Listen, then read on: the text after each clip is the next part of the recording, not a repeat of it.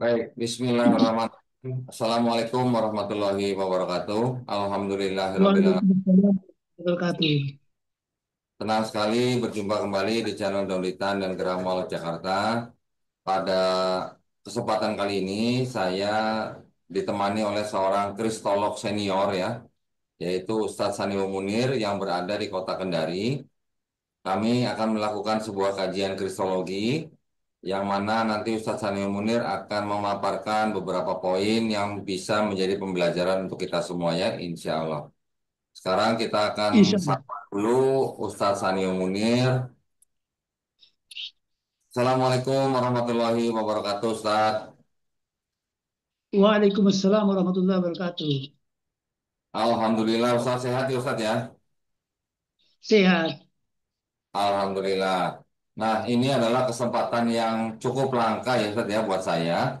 Bisa kolaborasi, bisa mengadakan kajian bersama dengan kristolog nasional, kristolog yang sudah senior, yaitu Ustadz Sanio Munir, di mana kita tahu kiprah beliau dari sejak mungkin tahun berapa Ustadz ya mulai menjadi kristolog ya Ustadz ya? Tahun 2000 saya mulai berkecimpung di Indonesia. Kalau sudah 24 tahun ya, Masya Allah. Nah, pada malam hari Hmm. ini kita akan membahas sebuah topik, yaitu Yesus adalah Logos atau Firman, yaitu dianggap sebagai ajaran nyeleneh Dr. Bambang Nursena, yang mana Ustadz Sanio Munir menyediakan hadiah sebanyak 1.000 US dollar ya, Ustadz ya, betul ya? Ya, betul. Waduh, ini Ya, bagaimana sih? Bagaimana Sanio Munir berani menyediakan hadiah 1.000 US dollar, Ustadz? jadi Bambang Nursena ini adalah termasuk apologet senior Hmm, yang malang melintang di Indonesia hmm. dan terkenal dengan apa eh, cerita tentang logos atau firman.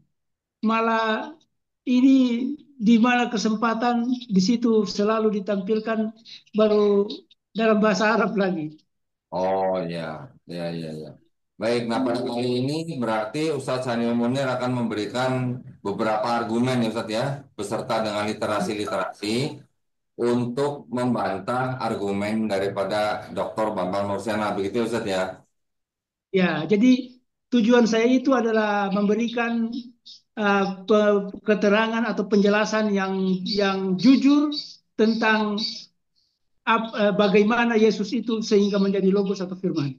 Ya, tetapi boleh saya pastikan di awal bahwa nanti insya Allah Ustadz Sanio Munir akan memberikan data atau literasi bukan dari kalangan Islam Ustadz ya, tapi dari kalangan Kristen sendiri ya.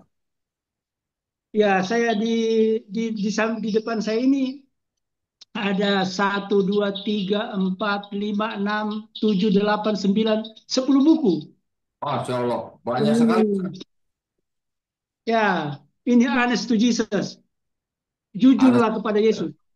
Oke, Kebanyakan mereka tidak jujur kepada Yesus. Malah umat oke. Islam yang jujur kepada Yesus. Ya, itu penulisnya Robert W. Fang ya, Ustadz ya. Ya, Robert Fang yang juga Menulis The Five Gospel ya, Ustadz ya. ya menulis juga The Five Gospel. Ya, betul. Betul, betul. Ya. Kalau begitu, kita sudah nggak sabar lagi nih mendengarkan paparan dari Ustadz Sanio Munir, nih, Ustadz nih. Kalau begitu, untuk lebih menghemat waktu, saya persilakan Ustadz Sanio Munir untuk memulai ya. Silakan Ustadz. Ah, terima kasih. Assalamualaikum warahmatullahi wabarakatuh. Ya, selamat datang di kajian Kristologi ini bersama Sanih Munir dan Don Ditan. Topik kajian kita kali ini adalah mengenai logos atau firman, ajaran filsafat penyembah berhala Platonis, ajaran penyembah berhala yang menjadi ajaran favorit Dr. Bambang Nursena, yang kemudian dia cantelkan ke diri Yesus. Nah, ini kan yang jadi persoalan ini. Nah, untuk itu kali ini saya menyediakan hadiah uang tunai sebesar 1.000 dolar kepada Babang Nursena kalau dia bisa membuktikan klaimnya bahwa Yesus adalah logos atau firman, atau Yesus mengaku logos atau firman. Silakan, saya menyediakan cash 1.000 $1.000. Ajaran favoritnya yang cukup menggoda ini tertera dalam Injil Yohanes. Ada di dalam Injil Yohanes pasal 1 ayat 1. Pada mulanya adalah firman, firman itu bersama-sama dengan Allah dan firman itu adalah Allah. Saking favoritnya ayat ini sehingga Dr. Bambang Nursena menempatkannya sebagai intro pada hampir setiap video-video yang ditebarkan di YouTube. Ini yang sebenarnya menjadi ganjalan mengapa saya harus turun tangan untuk meluruskan. Untuk lebih mendapat perhatian umat Islam, ayat ini dibacakan dalam bahasa Arab yang memberi kesan kepada saudaraku muslim yang awam, wah, ini firman Allah pakai bahasa Inggris, bahasa Arab, bahasa kitab suci Al-Quran.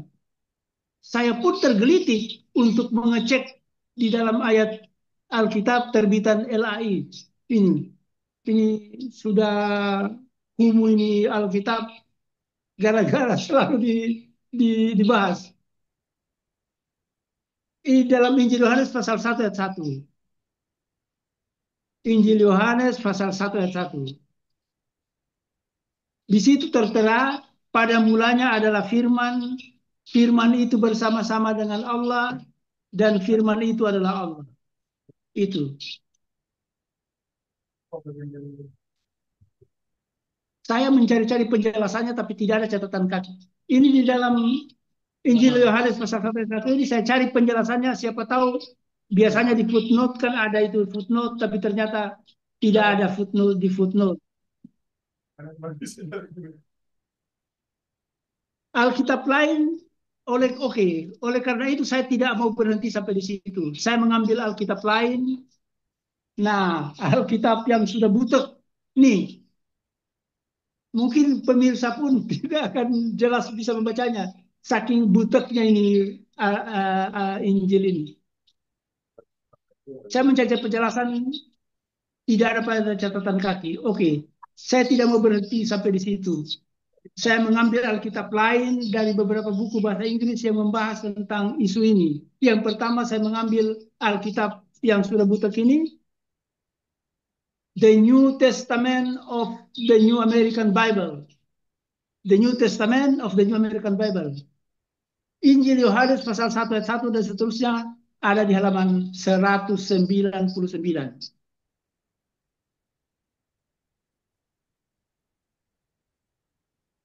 Halaman 199. Injil Yohanes.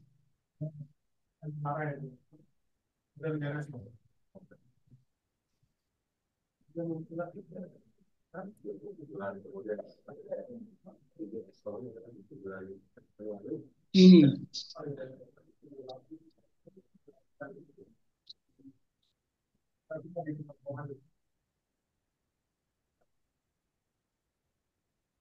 In the beginning, ya, ayatnya begini bunyinya. In the beginning was the word was with God,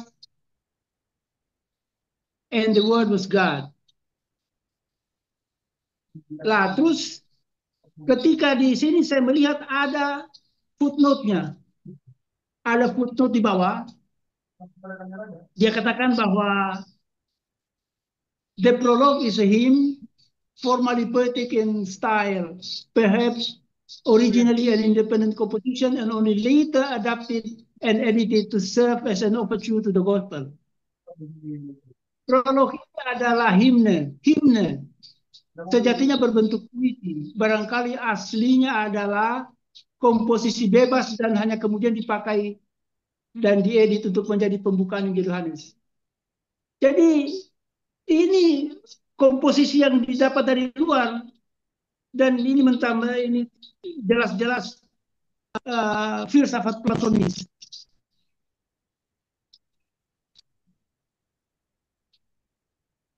Jadi di dalam Injil ini New Testament of the American Bible membuktikan, memperlihatkan bahwa pembukaan Injil Yohanes itu yang dibangga-banggakan oleh Dr. Bambang Nursena dengan menggunakan bahasa Inggris, bahasa Arab, itu ternyata adalah barang asing yang diselipkan masuk ke dalam Injil Yohanes.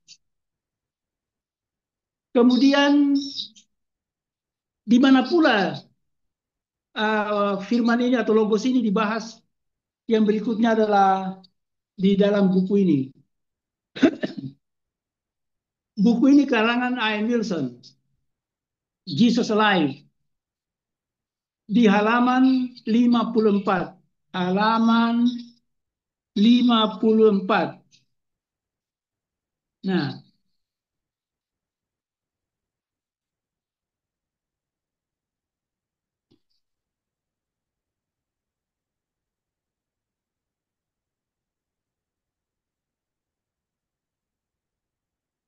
apa katanya tentang penulis Injil Yohanes ini? Dikatakan he was starting with a myth. Jadi he was starting with a myth. The myth is that in the beginning was the word. The word create energy, and without whom nothing was made that was made. Many scholars believe that the preface is a separate piece of mythologizing which is not originally belong to the story or narrative part of the gospel. Dia memulai, jadi ini pembukaan Injil Yohanes ini dimulai dengan mitos. Mitosnya adalah pada mulanya adalah firman, energi kreatif yang tanpa dia tidak ada sesuatu pun yang telah terjadi dari segala yang telah dijadikan. Banyak pakar yang percaya bahwa kata pendahuluan ini merupakan tulisan mitologi terpisah yang tidak merupakan bagian dari narasi Injil. Pemirsa, saya tertegun. Lagi-lagi ini merupakan komposisi tambahan yang baru diselipkan ke pembukaan Injil Yohanes. Yang parahnya lagi, tambahan ini adalah mitos. Dosa apa lagi kau perbuat, Pak Bambang? Kali ini bukan hanya tambahan, tapi tambahan ini adalah mitos ajaran penyembah berhala. Sungguh, Bapak keterlaluan. Saya ingin berselancar lebih jauh lagi dengan membuka kitab Bible yang cukup tebal. The Original New Testament oleh Cook J. Schofield di halaman 479.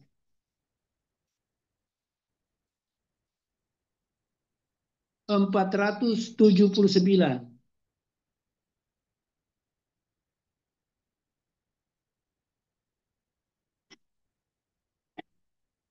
Di sini dilihat the good news of Jesus Christ, John version. In the beginning was the Word, and the Word was with God, and the Word was God, and the Word was divine. Di sini bukan dibilang is God, tetapi was divine. Nah,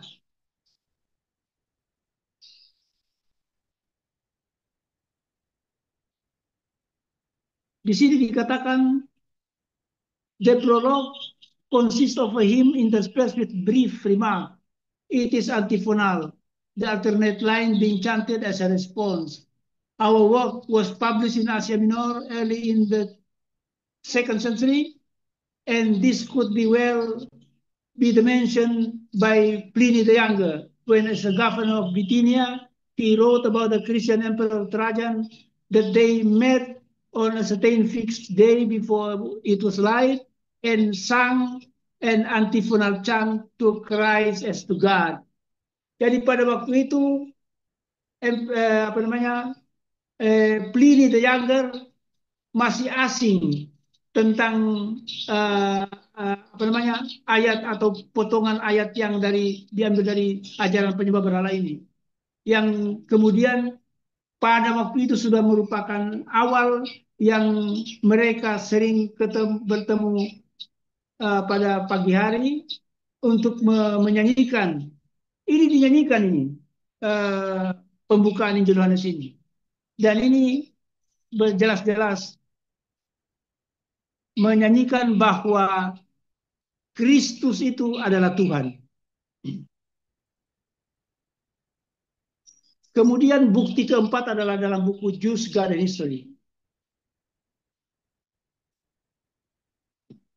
Jews, God and History. Nah ini. Ini buku ditulis oleh Max Eidemon. di halaman 122.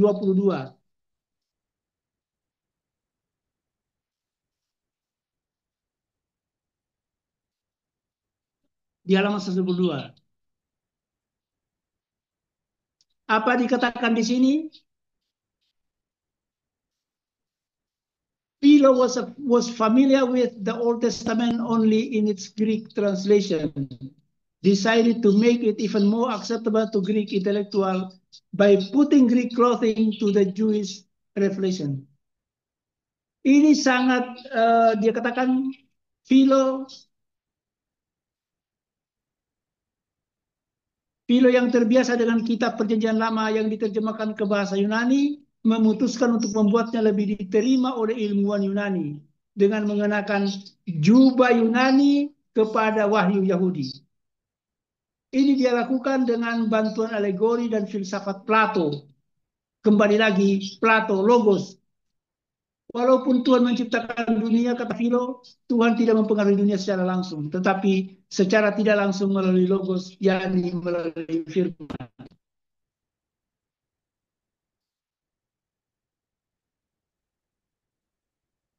Footnote.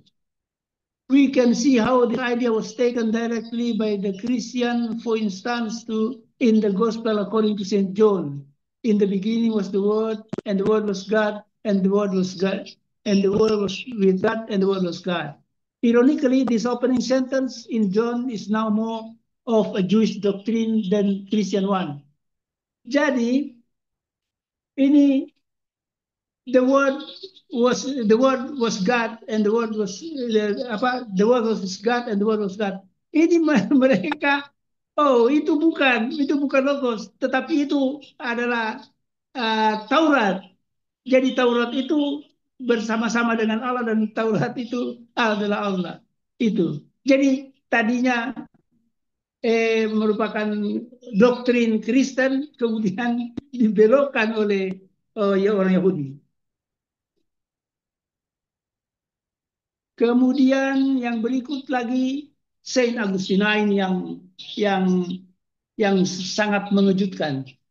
The Confession of Saint Augustine dengan subjudul Sacred Scripture and Pagan Philosophy di halaman 168.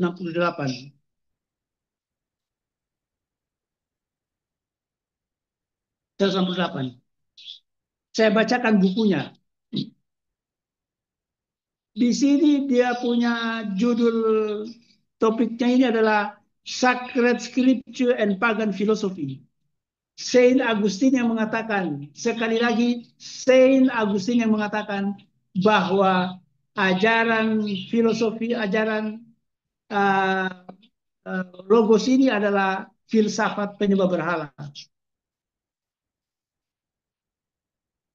Apa katanya? You procured me a certain book of Platonics that been translated out of Greek into Latin. In them I read not in the word, but much the same thought enforced by many arguments. That in the beginning was the word, and the word was with God, and the word was God. Pada mulanya adalah firman, firman itu bersama-sama dengan Allah, dan firman itu adalah Allah. All things was made by him, and without him nothing was made. Jadi apa katanya ini? Bahwa ini adalah filsafat Platonis. Jadi saya bacakan terjemahannya. Anda memberikan kepada saya buku tentang Platonis yang telah diterjemahkan dari bahasa Yunani ke bahasa Latin. Di dalamnya saya baca walaupun tidak persis sama kata-katanya, tetapi pemahamannya sama. Diperkuat dengan beberapa argumen bahwa pada mulanya adalah firman, firman itu bersama-sama dengan Allah, dan firman itu adalah Allah. Jadi ini Saint Augustine ini menelanjangi para orang-orang Kristen yang mengatakan bahwa itu adalah tulisan Yohanes, ternyata ini adalah filsafat Platonis. Siapa yang bilang? Saint Augustine. Berdasarkan bukti-bukti di atas, jelas dan terang benderang bahwa Dr. Bambang Nursena mempromosikan Yesus sebagai logos atau firman ajaran penyembah berhala. Sekali lagi mempromosikan ajaran penyembah berhala Platonis.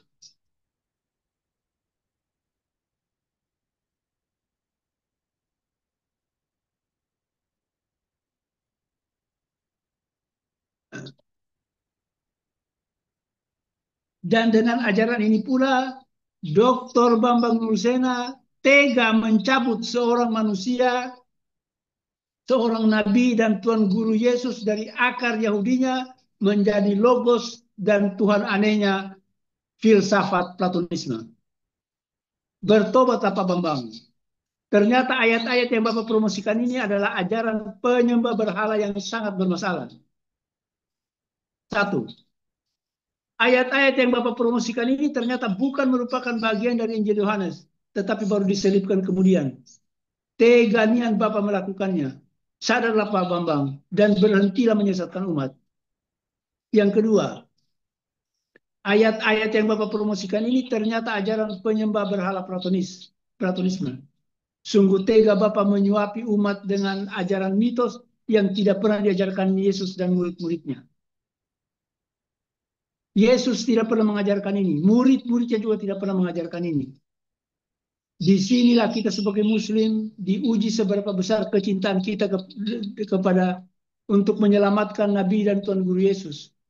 Yang kini tersiksa batinnya dan marah besar karena dipertuhan dengan cara-cara yang tidak pantas, sebagaimana disuarakan oleh Robert Lefang dalam bukunya Honest to Jesus.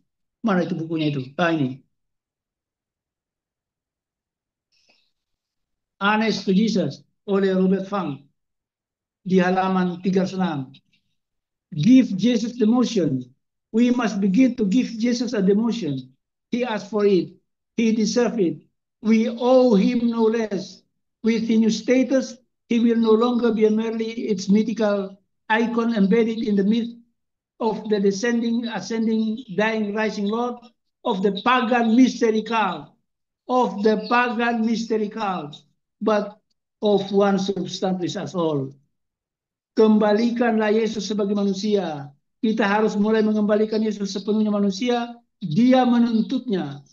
Dia pantas mendapatkan kembali. Kita benar-benar berhutang kepadanya. Dengan statusnya yang baru, dia bukan lagi sekedar lambang mitos yang tertanam dalam mitos tentang Tuhan yang turun, terangkat, mati, dan bangkit dari ajaran misteri pagan. Dari ajaran misteri pagan. Tetapi dia satu substans dengan kita semua. Nah, apakah firman itu menurut Yesus? Ini yang penting. Pak Bambang terus-menerus. Yesus adalah firman, Yesus adalah firman. Apa itu firman menurut Yesus? Tidak lain adalah perintah Allah yang diturunkan kepada dirinya sebagai Nabi Allah. Sebab aku berkata-kata bukan dari diriku sendiri, tetapi Bapa yang mengutus aku. Dialah yang memerintahkan aku untuk mengatakan dan apa yang harus aku katakan dan aku sampaikan. Dan aku tahu bahwa perintahnya itu adalah hidup yang kekal. Perintah Allah adalah hidup yang kekal. Jadi apa yang aku katakan, aku sampaikan sebagaimana difirmankan oleh Bapa kepadaku. Yohanes 12:49. Barang siapa tidak mengasihi aku, ia tidak menuruti firmanku. Dan firman yang kamu dengar bukanlah daripadaku, melainkan dari Bapa yang mengutus aku. Berikut, sebab segala firman yang engkau sampaikan kepadaku telah aku sampaikan kepada mereka dan mereka telah menerimanya. Yohanes 17:8. Andai kata saat ini Tuhan Guru Yesus diizinkan kembali ke dunia, saya tidak bisa membayangkan apa yang akan dilakukan beliau ketika bertemu dengan Dr. Bambang Nurusena. Oleh karena itu, saya menawarkan hadiah sebesar $1.000 kepada Dr. Bambang Nurusena untuk membuktikan dengan meyakinkan klaimnya bahwa Yesus mengaku sebagai Logos atau oknum kedua Trinitas. Jangan dinilai dari jumlah uangnya, Pak. Tapi ini adalah tantangan serius kepada seorang ilmuwan tenar bergelar doktor yang malah melintang berceramah di berbagai forum. Ingat Pak Bambang, kalau Pak Bambang gagal membuktikannya berarti selama ini Bapak telah berkeliling Nusantara menebar kebohongan besar yang menyesatkan umat manusia. Billahi taufiq wal hidayah. Assalamualaikum warahmatullahi wabarakatuh. Sekian Pak Dodi. Alhamdulillah sudah selesai ya Pak Sanio Munir ya. Ya, untuk topik ini kita anggap selesai. Ya, ini di sini Ustadz Sanio Munir berani sekali menantang atau untuk memberikan uang 1.000 US dollar ya Pak ya. Berarti Ya, sekarang kira-kira kurang lebih 15 juta begitu ya Pak ya. dan kita, iya Pak. Oh, aduh. Bukan nilai uangnya, tetapi keseriusan saya menantang. Ya, ya, ya, ya. Nah, artinya Pak Ustadz Sanio Munir ini karena mempunyai dokumen yang begitu jelas bahwa Yohanes 1:1 itu adalah ajaran Platonisme ya Pak ya, berdasarkan dari buku-buku yang Pak Ustadz Sanio Munir punya, maka Ustadz Sanio Munir Ya, ini gitu ya memberikan tantangan 1.000 dolar jika Dr. Bambang Nursena bisa membuktikan itu bukan Platonisme ya Pak ya. ya, kalau dia bisa membuktikan bahwa Yesus itu adalah logos atau Yesus mengaku sebagai logos. Oh, kalau Dr. Bambang Nursena bisa membuktikan di seluruh 4 gospel kali Pak ya, di seluruh 4 gospel Yesus mengatakan bahwa dia adalah ini apa logos ya. Logos, ya. Oke, baik. Nah, para pemirsa tadi kita sudah mendengarkan paparan dari Ustadz Sanio Munir ya tentang Yesus yang dianggap sebagai firman atau logos yang ternyata tadi setelah dibacakan oleh Ustadz Sanio Munir dari beberapa buku ternyata itu adalah tambahan belakangan ya begitu ya kalau Ustadz Sanio Munir ya.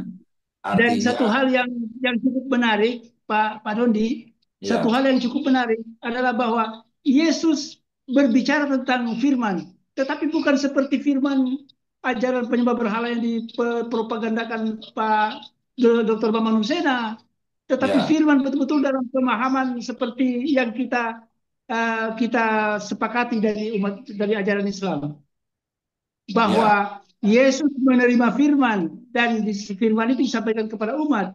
Bukan ya, Yesus menjadi firman. ya, ya, ya. Jadi kalau begitu memang saya juga melihatnya bahwa selama ini yang kita mungkin dengar dari Bambang Nursena bahwa ada narasi begini Ustaz, bahwa kata Ya, beliau Islam sama Kristen itu sebenarnya sama. Kalau di Kristen firman itu nuzul menjadi manusia atau menjadi Yesus. Di Islam firman itu nuzul menjadi Quran. Narasinya begitu Ustaz. Tujuannya narasi itu. itu saya pikir tujuan narasi itu adalah sebenarnya untuk mencari kayak semacam orang cari remis gitu ya Ustaz ya. Jadi, Nah, jadi apa namanya? Firman itu apa namanya? Yesus itu adalah firman. Itu tidak benar. Itu Yesus sendiri membantahnya dengan mengatakan bahwa firman itu adalah wahyu Allah, perintah dari Allah kepadanya untuk disampaikan, dan dia mengaku sudah disampaikan kepada umatnya atau kepada murid-muridnya. ya, jadi artinya Yesus mengaku bahwa dia hanya sebagai penerima firman dan penyampai firman kepada bangsa Israel ya Ustaz ya. Ya, benar sekali. Dan itu seperti pemahaman Islam. Ya, nah, tetapi yang ingin saya tanggapi tadi dari narasinya Bambang Nursena yang mengatakan bahwa Islam dan Kristen itu sama, saya hanya ingin menanggapinya begini Ustaz, bahwa kita di Islam memang kalau dikatakan firman nuzul menjadi Quran mungkin kita masih bisa menerima. Tapi yang jelas, di dalam Islam, kita tidak menyembah Quran. Kita tidak menyembah firman itu. Tetapi yang kita sembah adalah yang berfirman. Betul nggak Ustaz Sani Ya. Munir? Ya, jadi itu perlu diluruskan. Jadi bukan bukan firman itu nuzul sebagai sebagai buku atau itu. Ya, Itu kan yang disampaikan kepada Nabi Muhammad SAW secara lisan dari malaikat Jibril. ya, ya, Jadi bukan itu firman yang turun ya, seperti pemahaman. Karena apa? Karena pemahaman Kristen, firman itu satu oknum, ya. Jadi oknum kalau di dalam oknum Islam, kedua dari firman itu. Ya, kalau di dalam Islam kita kan memahaminya bahwa firman itu bagian yang tidak terpisahkan dari Allah Subhanahu wa taala. Itu adalah sifat daripada Allah Subhanahu wa taala. Makanya yang kita sembah bukan firman yang terlepas atau menjadi pribadi yang terpisah dari Allah Subhanahu wa taala, tetapi yang kita sembah adalah Allah Ya, Subhanahu wa taala yang berfirman itu gitu. Nah, saya ya, anggapinya juga begini Ustaz. Kalau Bambang Nursena mengatakan bahwa di dalam Kristen firman itu nuzul menjadi Yesus, makanya Yesus itu disembah. Saya mau bertanya, kalau Taurat itu firman Tuhan juga bukan gitu. Mereka kan harus menjawab ya, bahwa Taurat adalah firman Tuhan juga. Kalau mereka menyembah ya. Yesus sebagai firman, kenapa mereka tidak menyembah Taurat juga yang juga firman Tuhan? Nah, kan Jadi begitu, Ustaz. begini, begini Pak Doli. Persoalannya begini. Pada waktu abad kedua, itu kan pada waktu abad pertama, sebelum abad pertama, itu eh, yang jemaatnya Yesus itu adalah Yahudi. Hmm. Kemudian jemaatnya Yakobus, jemaatnya Petrus ini, apa yang di Yerusalem, ini kan Yahudi.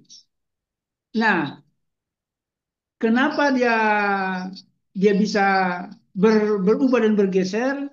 Karena inilah yang dimasukkan ajaran Platonisme yang lalu kemudian membelokkan pengertian firman, dan firman itu sudah menjadi oknum kedua daripada Trinitas.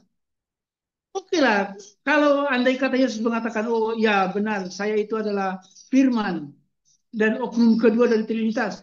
Ini tidak pernah terjadi, tidak pernah dikatakan. Dan itu adalah kesempatan orang-orang pemuka agama penyembah berhala yang masuk ke Kristen. Inilah pengaruhnya terhadap Yahudi.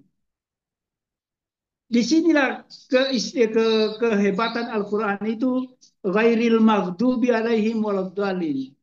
Bukan orang-orang yang dimurkai dan bukan orang-orang yang sesat. Ini dimurkai ini para para penganut filsafat logos ini seperti Philo of Alexandria. Ini kan karena dia membelokkan, menanamkan ajaran penyembah berhala ini kepada orang-orang Kristen di Romawi, yang mereka kemudian menerima menganut ajaran baru yaitu firman atau logos dari Hmm. Plato. Begitu, Pak. Ya, ya. Saya tadi juga tertarik dengan buku yang diperlihatkan oleh Ustadz Sanil Munir.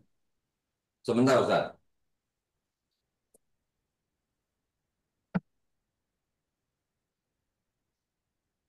Ya. Jadi saya juga punya Ustadz, New American Bible juga, ya, sama tadi seperti yang Ustadz Sanil Munir punya ya. Di sini ada Hanya saya catatan punya sudah kakinya tua juga, Ustadz. barangkali. Nah, di sini juga ada catatan kaki untuk Hmm. pengumuman, ya, mungkin mungkin tidak terbaca karena terlalu kecil ya, atau mungkin Iya. coba zoom. Ini udah saya tandain yang warna kuning nih. Majuin dikit. Ah, Ini Ya, belum tuh. lagi masih ada penjelasan-penjelasan tentang filsafat Platonis itu. Ini di dalam buku ya. James, the Brother of Jesus, dan kemudian The Dead Sea Scroll and the First Christian. Ini buku-bukunya ini tebal-tebal. Ini Ustaz. Ini Ustaz. Hmm. Ya, ini nih. Di sini sudah saya tandain nih, Ustaz nih. Ustaz, Iya. Bentar. bentar Ustaz. Sedang dicoba fokus. Hmm. Kalau agak jauh. Nah, Nah, gitu. segini aja nih ya. Nih. Di sini yang saya tandain ini apa Ustaz? Ini adalah, di atasnya ini adalah John 1:1 Ustaz ya. Iya. Nah, itu ya. In the beginning was the Word, and the Word was with God, and the Word was God. Di sini ada catatan kaki yang sudah saya tandai. Mana fokusnya, Rik? Nah, Nah, itu ya. Yang saya tandai warna kuning Ustaz nih. Di sini terbaca Iya. Helenistik filosofi. Nah, jadi ini adalah sebenarnya adopsi daripada filosofi Helenistik, Ustaz. Ya, betul. Ya. Nah, ini ya jelas ya. Oke. Jadi ini selaras dengan yang Ustaz tadi jelaskan bahwa Yohanes 1:1 bahkan boleh dikatakan Yohanes 1 ayat 1 sampai 18 itu memang adalah adopsi daripada filosofi Helenistik. Tadi Ustaz juga Ya, menyebut ada Santo Agustin ya Ustaz ya. Nah, Santo Agustin ya, juga apa namanya mengakui bahwa dia menerima buku-buku Platonis yang sudah diterjemahkan ke dalam bahasa Latin. Italia. Latin, Latin. Kemudian, walaupun tidak dengan kata-kata yang sama, tetapi dengan tujuan dan alasan yang sama, kalimat in the beginning was the word and the word was with God and the word was God itu memang berasal dari kalangan orang-orang Platonisme. Ya, itu ya Ustaz ya. Ya, jadi jadi kesempatan makin lama makin banyak orang-orang penyembah berhala yang masuk Kristen sehingga mereka memiliki kekuatan untuk merubah atau menafsirkan ulang itu Alkitab. Ya, tapi ngomong-ngomong Ustaz, ngomong-ngomong nih ya, itu kapan buku-bukunya Ustaz Sani Munir boleh saya beli? Ya, nanti kita bicarakan lah. Nah, nanti kita bicarakan di belakang layar ya Ustaz ya. Karena buku-bukunya Ustaz Sani Munir itu buku-buku yang wah sangat luar biasa ya itu ya. Dan itu tidak berasal dari kalangan Islam ya, itu Iya, malah berasal dari kalangan Kristen sendiri. iya. Nah, itu artinya membuktikan Ya, benar sekali. bahwa teologi di dalam Kristen memang sebenarnya bermasalah ketika masuk ke dalam perjanjian baru ya Ustaz ya. Nah, di Iya. dalam empat gospel sendiri sudah ada adopsi-adopsi filosofi-filosofi dari Yunani. Kemudian ajaran-ajaran konsep ketuhanan dan konsep keselamatan yang diajarkan oleh tulisan-tulisan Paulus, kita juga paham bahwa ajaran-ajaran Paulus yang di dalam surat-suratnya, yang ada di dalam 13 surat Paulus, ya, itu ternyata juga boleh dikatakan sebenarnya tidak selaras dengan ajaran apa yang disebut ajaran Yesus di dalam empat gospel ya, Ustaz ya. Iya. Sudah empat gospelnya mengadopsi Helenisme, terutama di Yohanes. Kemudian tulisan-tulisan Paulus di dalam 13 surat-suratnya juga ternyata ajarannya berbeda. Apa yang saya maksud di sini adalah sebenarnya kalau kita mau ambil satu poin, Yesus tidak pernah mengajarkan konsep dosa waris di empat gospel ya Ustadz ya. Iya. Artinya, ya silakan Ustadz, mungkin ada tanggapan. Jadi begini, itu kan Paulus kan tidak pernah lihat dia tidak pernah ketemu Yesus. Hmm. Ah, malahan dia musuh-musuh bebuyutan itu dengan Yakobus ini. Ya, Ini ada di dalam buku tebal ini. Berapa halaman ini buku ini? James the brother of Jesus. James the brother of Jesus.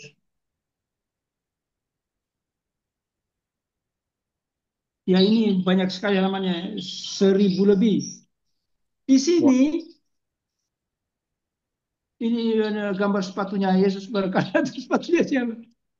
Ya, jadi di sini eh, kalau kita baca ini, maka Paulus ini adalah orang-orang Yahudi yang dipengaruhi oleh filsafat penyembah berhala di tempat lahirnya di Tarsus. Ah, jadi dia walaupun dia orang Yahudi, tetapi alam pikirannya itu eh, ikut dengan eh, filsafat Platonisme dan sebagainya. Kemudian oleh sebab itu dia ketika mendengar berita bahwa Yesus mati di tiang salib, haleluya, syukur, inilah dia Tuhan kita yang baru yang mati dan bangkit kembali. Jadi bukan ajaran Yesus yang diadopsi, tetapi mati dan bangkitnya Yesus itu yang dijadikan bahan baku agama barunya, agama Kristen. Nah, saya ingin menunjukkan sebuah buku, Ustaz. Ini mungkin bisa menjadi tambahan literasi kita ya, Ustaz ya. Ya, Eh, bukunya, di mana bukunya? Ini karena saya baru susun ulang, jadi saya harus cari dulu di Ustaz.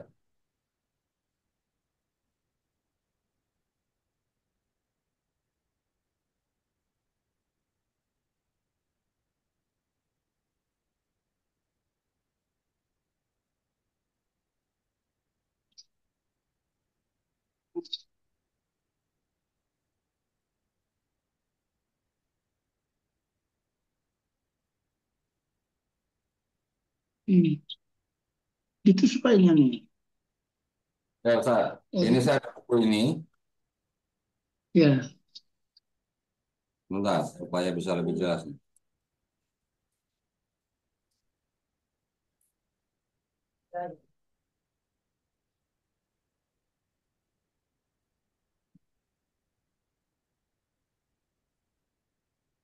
Nah, Rick, tolong.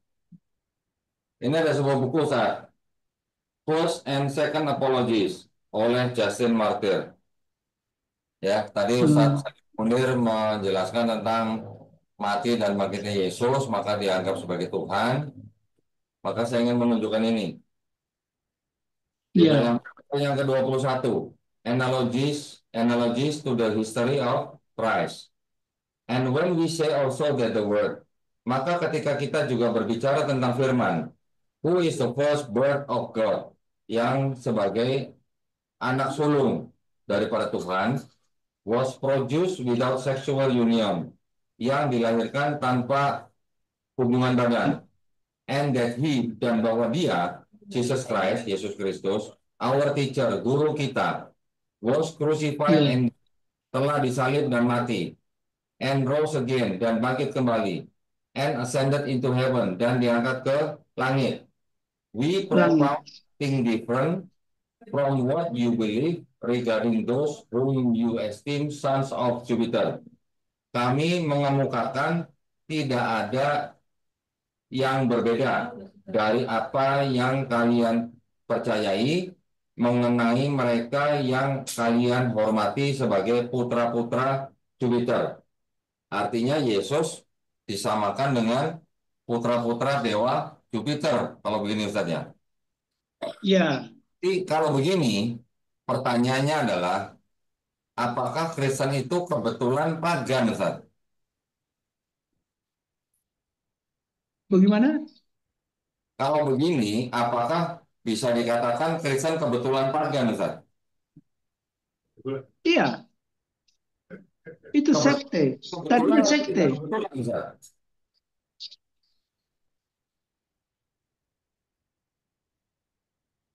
Jadi Kebetulan, Paulus, tidak kebetulan, Ustaz. Pagannya itu. iyalah, Berarti kan tidak kebetulan ya, Ustaz ya? Karena memang ya boleh dikatakan Justin Martyr saja mengakui. Tadi Santo Agustinus juga mengakui. Santo Agustin. Terus kemudian di New Bible apa New American Bible juga mengakui. Jadi artinya kan hmm, Kristen ini memang penerus paham-paham Helenisme Yunani dan juga paganisme Romawi kuno. Betul Ustaz? ya, tetapi mereka juga cerdik. Semua buku-buku Platonis, semua buku-buku penyeberangan itu di bumi hanguskan Ya, supaya tidak terlihat jejak jejak ajaran penyembah berhala kepada yang masuk ke Kristen. ya. Berarti kalau begini, apakah Kristen kebetulan pagan? Tentunya tidak kebetulan kan Ustaz? Iya, Berarti sebenarnya penerus begitu ya? iya. Jadi pagan itu survive di tangannya Paulus. Ya, ya. Ya, memang gini Ustaz ya, bahwa di dalam Kristen dan Islam kita sama-sama mengimani bahwa Yesus Kristus atau Isa Al-Masih nanti akan datang kembali ya Ustaz ya. Iya, Betul kan? Tetapi kalau di Kristen dan Islam, walaupun sama-sama ada narasi sebagai hakim yang adil, tetapi Kristen memandang hakim yang adil ini sebagai Tuhan. Sedangkan Islam iya, tidak memandang hakim yang adil ini sebagai Tuhan, tetapi tetap sebagai manusia yang insya Allah nanti akan menjadi umatnya Nabi Muhammad SAW. Artinya Nabi Isa alaihissalam yang akan datang kembali ini tidak membawa risalah baru. Dia nanti akan menjadi umat daripada Nabi Muhammad SAW dan dia nanti akan hidup dan mati di bumi dan nanti akan sama-sama dibangkitkan dengan manusia-manusia yang lain. Begitu Ustaz ya, Iya. dengan misi tertentu misalnya membunuh Dajjal, mematahkan salib, membunuh babi, yang artinya kalau yang poin kedua dan ketiga itu adalah artinya untuk membantah fitnahan terhadap Nabi Isa alaihissalam yang difitnah menjadi Tuhan oleh kalangan Kristen. Begitu ya Ustaz ya. Nah, Iya. pertanyaan saya begini Ustaz. Jadi begini, ini kita ini termasuk pejuang yang sangat mencintai Nabi Isa atau Yesus. Betul. Kenapa? Kalau kita baca di Jesus Alive Anderson ini tadi yang saya sudah bacakan, itu hidupnya Nabi Isa itu sangat menderita. Mengapa sangat menderita?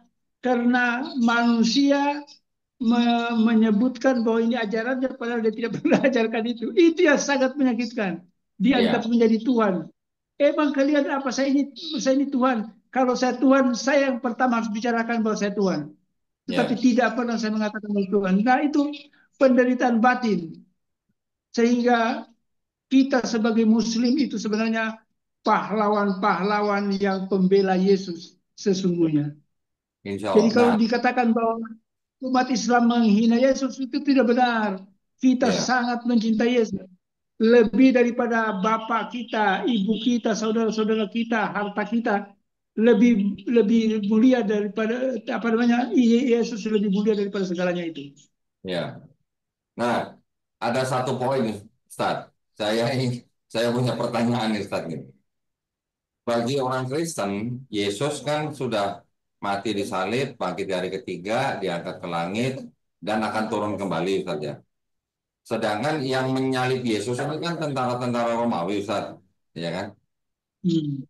Nanti kalau Yesus ini di dalam pandangan Kristen turun lagi, kalau melihat tentara-tentara Romawi itu dia bakal trauma atau enggak gitu ya, Ustaz ya? Karena Ya, karena kan pernah disalib sama tentara Romawi ya. ya kalau kita membaca buku beberapa buku tentang uh, tentang Yesus yang dia sangat dendam sekali dengan Kristen yang memperjuangkannya. Hmm. Ya, ya ini sih hanya pertanyaan aja tadi saya. Karena Yesus pernah disalib oleh tentara Romawi, nanti kalau Yesus turun lagi ngelihat orang pakai kostum tentara Romawi itu bakal trauma atau enggak gitu ya, Ustaz ya? Iya, Ya, ini hanya pertanyaan ya, Ustaz ya. Ada lagi Ustaz yang mau disampaikan? saya kira cukup untuk malam ini. Jangan dihambur semuanya nanti kehabisan.